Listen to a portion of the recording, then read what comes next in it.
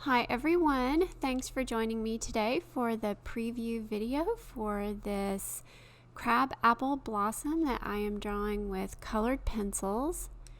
I am using several brands of pencils for this drawing. I'm using the Derwent Lightfast pencils, which you can see me using the Derwent Lightfast wheat right there as I'm starting to work on the stamens for the flower.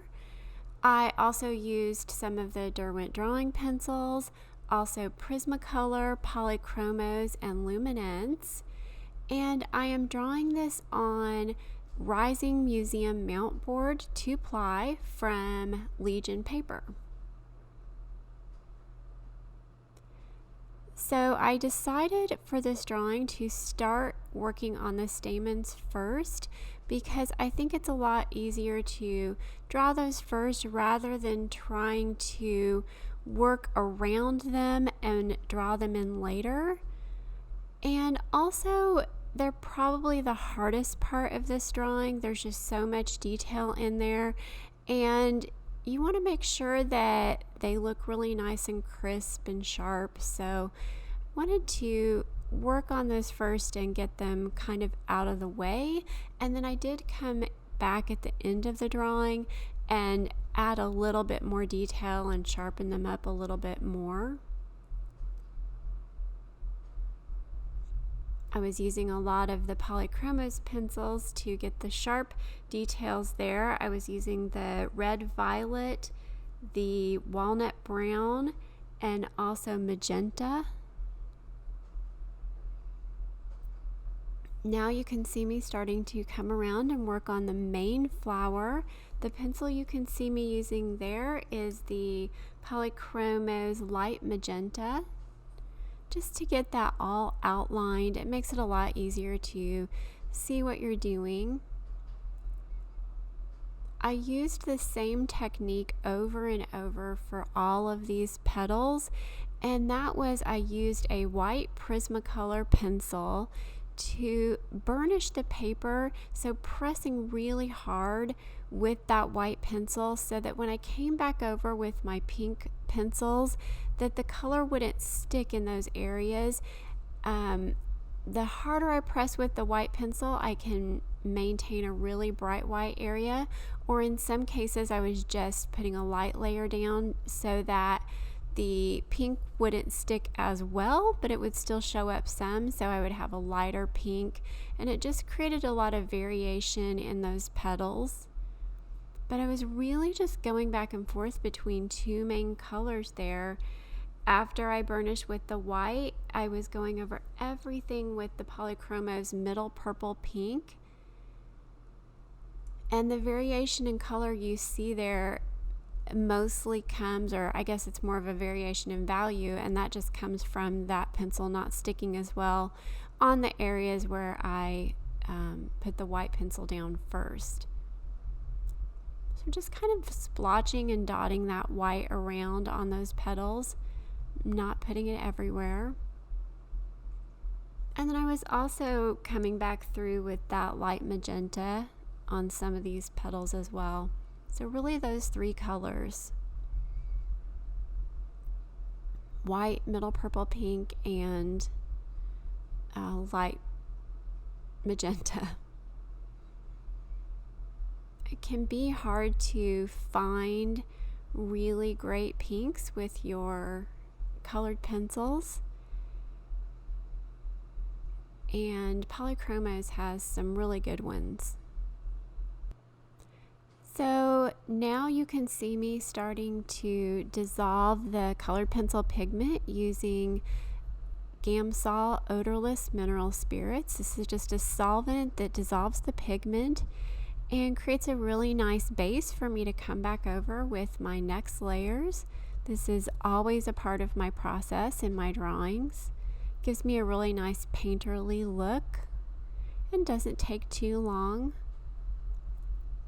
And after it dries, I can come back through and add a few more details, really clean up the edges, increase the contrast. I can darken the shadows,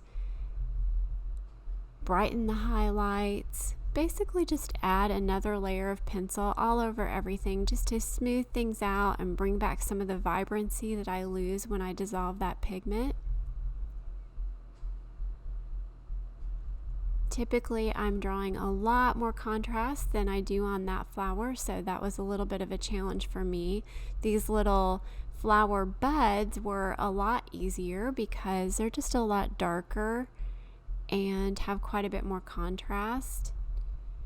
The hardest part with those buds was just making sure I had all of those tiny little petals. There was a lot of detail in there.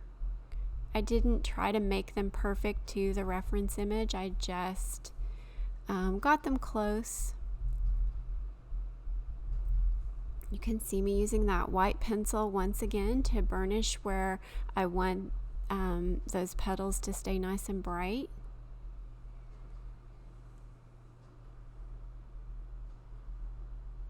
And I was using a few more pencils in here. I was using Prismacolor Process Red and Hot Pink, also Pomegranate, and then I was still using some of the middle purple pink and the light magenta from the Polychromos. And then blending that all out with Gamsol. And you're going to see me come through now and repeat that same process. I'm going to work on the shadows with my darker pencils, but I'm going to really sharpen up the edges and the detail in there, just basically kind of clean things up some. And then you're going to see me come back through with the white pencil to brighten the highlights again. One of the great things about the Rising Museum mount board is that that white pencil really does stick really nicely on top of the darker colors, and how well the white pencil sticks on top of the darker colors does depend quite a bit on your paper, and this is the best one that I've used so far for that technique. I also draw a lot on Strathmore Bristol smooth paper and Arches hot press watercolor paper, and all of these different papers have different characteristics and their own pros and cons. You can get a lot of detail using this Rising Museum mount board, and it is really nice for adding the white details on top of the darker colors.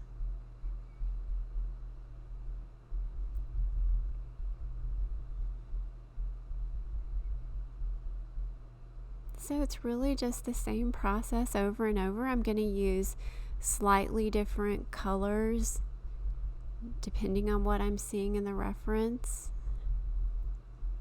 But I'm just working my way through all of these different little flower buds.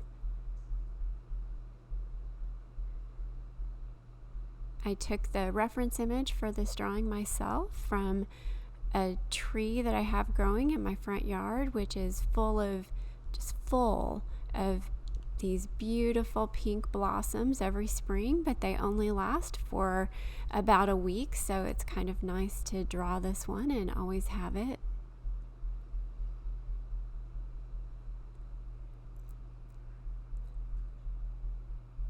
Taking my own reference images is something that I am still working on. I like to draw photorealism from reference images, and still working to create those perfect compositions.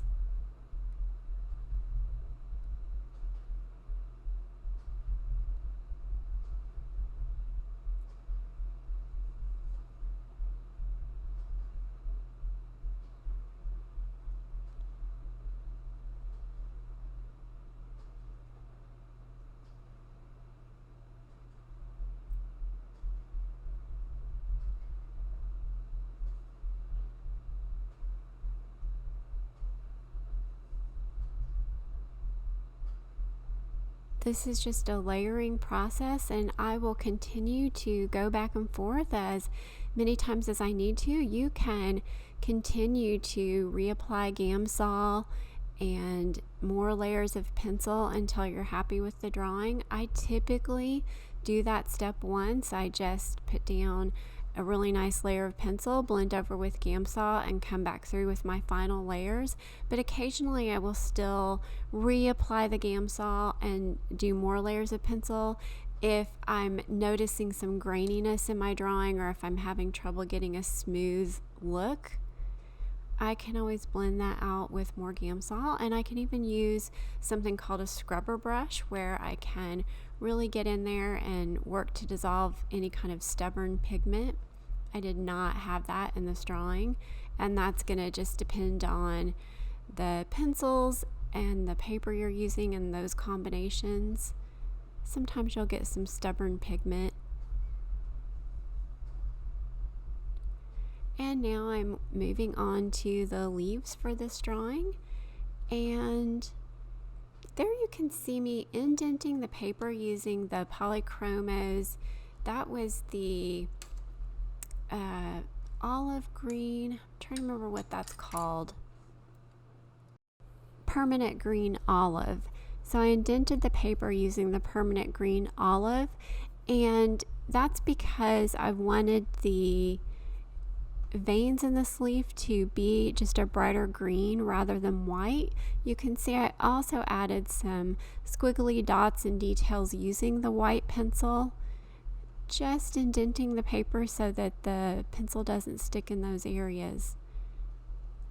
And then I came back through with my shadow and mid-tone colors, blended everything with Gamsol, and right now you can see me just working through over the entire leaf one more time, just trying to get it smoothed out, using the electric eraser to pull up some of the pencil and add texture, and I really like the effect that that creates, especially in person. It just makes it look really nice and realistic. It just pulls up the last layer of pencil that I've used and reveals the bits underneath that are a slightly different color, and just creates that really nice variation, really nice and easily.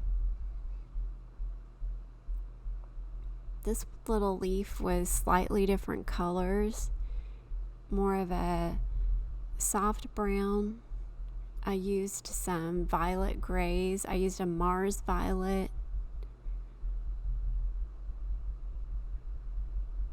And then this leaf back here was not much detail in it, and that's okay.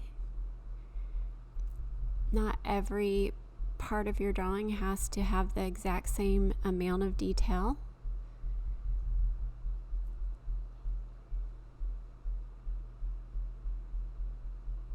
And I drew all of these leaves that exact same way, just followed that process over and over, indenting the paper so that I have all of those little bits that really stand out.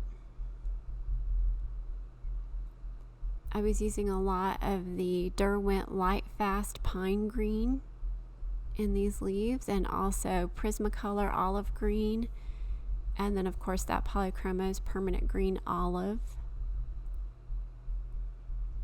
But you can use any combination of greens you like. I tried to find things that looked really nice with the pink of these flowers. Anytime you are choosing colors for your drawing projects, you do just want to make sure that you're swatching everything out and make sure that everything looks good together. If the colors look pretty together on the swatch, they're going to look nice in your drawing typically. Occasionally I'll throw in a wild card color just to shake things up a little bit, but for this one I wanted colors that just blended nicely and just looked pretty. I was going for pretty here.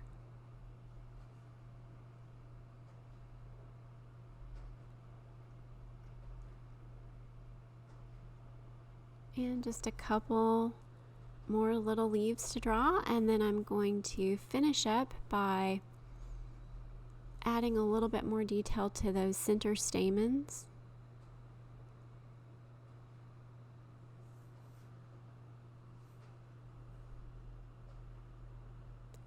If you have any questions about how I drew this, I would be happy to answer those in the comments. And if you really want to learn how to draw this flower yourself, you can go over to Patreon and check out my tutorials there. I have close to 200 tutorials available for immediate access over on Patreon for only $7 a month. So you can check that out if you are interested. And otherwise, I will be back next week with another drawing here on YouTube. Thanks for watching. Bye.